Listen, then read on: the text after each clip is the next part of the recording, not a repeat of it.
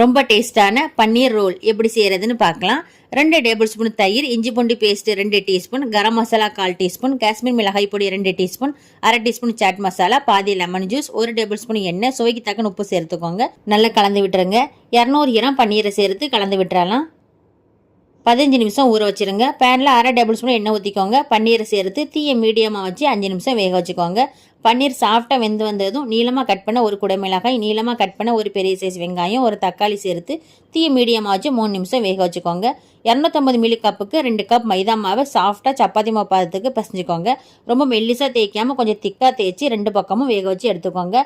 Mayonnaise எல்லா பக்கமும் தடவிக்கோங்க. தக்காளி சாஸ் சேர்த்து ஒன்று போல் தடவிடலாம். இதை மாதிரி வச்சு ரோல் பண்ணிக்கோங்க.